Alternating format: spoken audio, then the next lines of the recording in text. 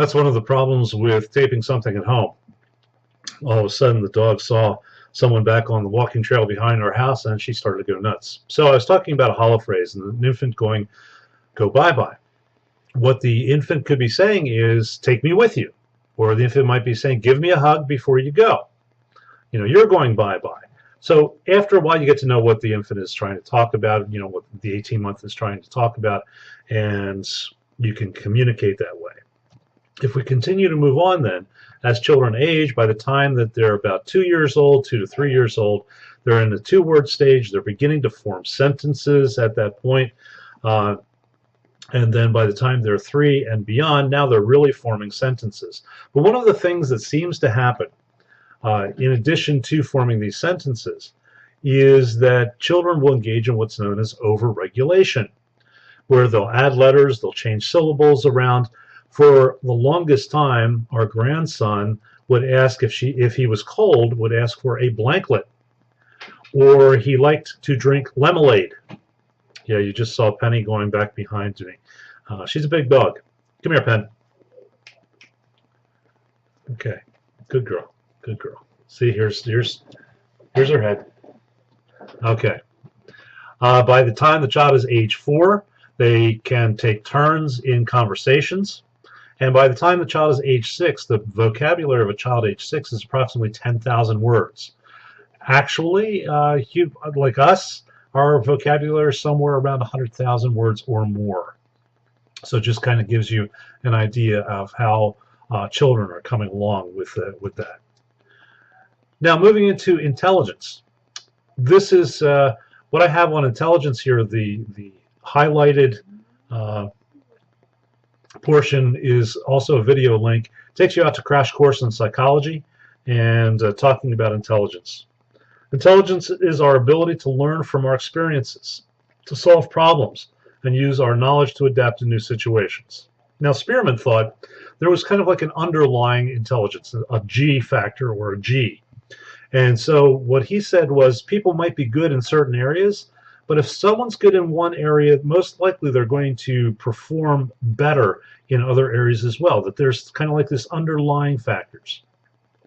This flies in the face of what Howard Gardner suggests, and we'll be looking at him in a little bit, that people have different strengths and might really be good in visual spatial relations, not so good necessarily in mathematical relations and those kinds of things. So we'll talk about that. Also, there is what is known as the Savant syndrome. This is someone who is extremely good in one particular area, but is showing signs of intellectual disability in other areas. Okay, so if you've ever seen the movie Rain Man with Dustin Hoffman, if you haven't, I highly recommend it. It's an older movie.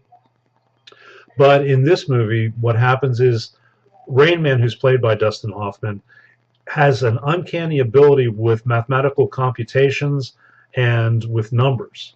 Now, in other areas, he's deficient, but in that particular area, he's absolutely amazing. So his younger brother uses him then to go to Vegas and of course, win money and that kind of stuff. So it's a good movie to watch. Sternberg, Howard Sternberg, John. Oh. No, it's Howard Stern, isn't it? Yeah, he's a shock jock. Now I can't think of Sternberg's first name, but anyways, he came up with this triarchy. Sternberg likes triarchies, so he has a triarchy related to love. He also has one, the triarchic theory of intelligence, and he says that intelligence is composed of 3 factors. One of them is analytical, which is solving problems, those kinds of things, can include mathematical computations, can include sequential information, those kinds of things. The second then is creative. And in creative, it's looking at things in a different way. And we're going to be looking at creativity in a few moments. And then practical, things that you need for everyday use. Now, it's interesting because I think I've already told the story in here about Einstein and how he was a brilliant man, but sometimes didn't know to come in out of the rain. So he was not necessarily would have scored high on that Sternberg's practical knowledge. So moving on then to Howard Gardner. This is what Howard Gardner said. He said that human beings, we can't stick with what usually is assessed by an IQ test, which is primarily mathematical, logical, and the linguistic. Okay, he said we have to go beyond that because there are some people that are brilliant in other areas, but not necessarily in those. And those other areas are not measured on an IQ test. So he suggested that if we look at, and linguistic and logical mathematical, those first two, we've already kind of looked at those. If we look at bodily kinesthetic, the professional athlete who has an amazing ability to, like Usain Bolt, fastest man in the world, you know, those kinds of things. Spatial, recognizing and using patterns of white space and confined areas, the interior decorator or an architect and the abilities that they have.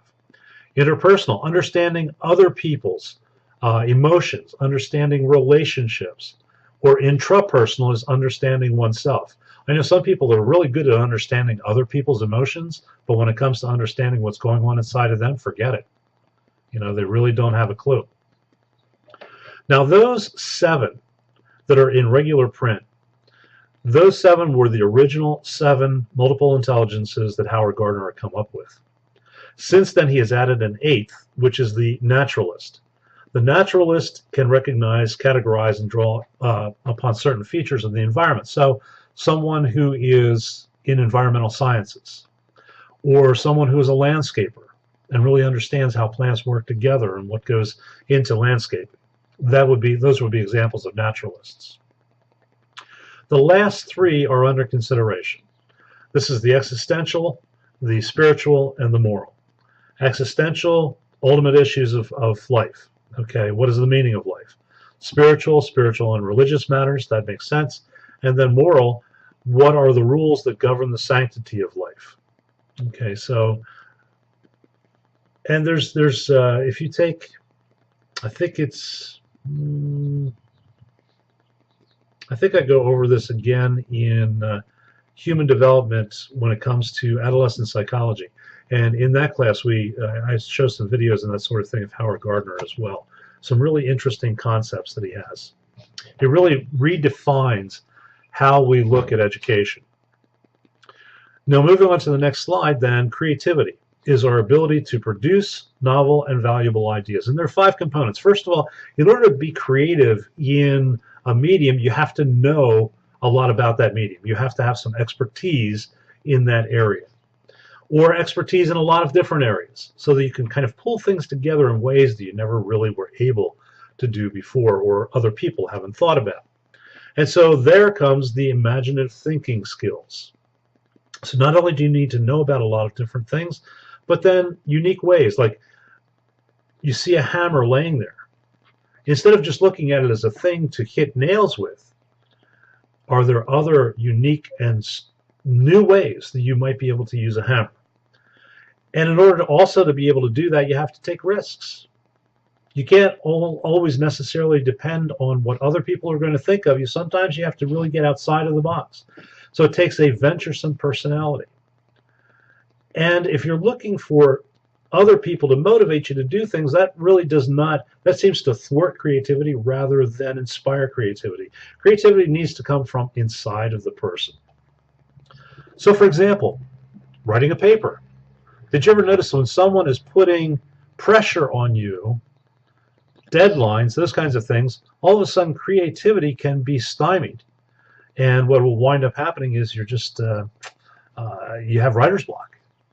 And so it's suggested that the motivation needs to come from inside. It needs to be intrinsic motivation. And then finally, you need a supportive environment. People around you that are also creative, but also people around you that are supportive of your creativity. How many times have you come across somebody that is truly creative, but people make fun of them because they're thinking of things differently? They don't necessarily go along with the norm.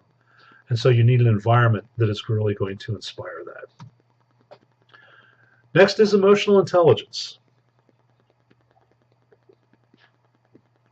Sometimes people will refer to that as an EQ. So if you ever hear that EQ rather than IQ, EQ is an emotional quotient. And for example, Sheldon Cooper, brilliant man on Big Bang Theory. But when it comes to emotions, really doesn't get it all that much. Now, emotional intelligence is the ability to perceive, understand, manage, and use emotions. Perceiving and understanding other people's emotions as well as your own, and managing your own and being able to use those emotions appropriately. And emotional intelligence is an aspect of social intelligence. Social intelligence is really understanding how to get along in social situations and get along with other people. So you need to have a good emotional intelligence in order to have a good social intelligence. I don't know if this has ever happened to you, but you're standing in the grocery line and all of a sudden someone comes up to you and starts telling you about their entire life and you've never met them before.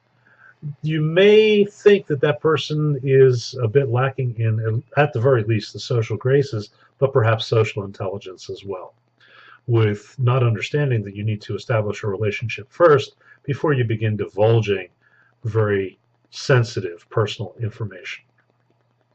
So a person with emotional intelligence is self-aware and also can read other people's emotions and know how to respond to those appropriately. So IQ, and if you've already watched the video, which I'm hoping that you did on Crash Course in Psychology, he goes over how IQ was developed, the whole idea behind IQ. He talks about Thurstone. He also talks about Simon and Binet and how they developed the IQ test in order to test children in school to see if they were appropriately placed and what could benefit them. And they came up with this idea of chronological age times mental age divided by chronological age times 100. So the chronological age is just how old you are, dated on your birth date, okay? And then mental age is how do you compare against all of the other children in that age. So actually today, if we use the Stanford Binet, usually you're going to use the Stanford Binet for all children under the age of 16. Usually you will not use it from 16 on up because there are not that many changes that happen developmentally then to individuals past that time, and it becomes much more difficult to score somebody. What we usually use now is the WAIS, Wechsler Adult Intelligence Scale, as well as the WISC, Wechsler Intelligence Scale for children.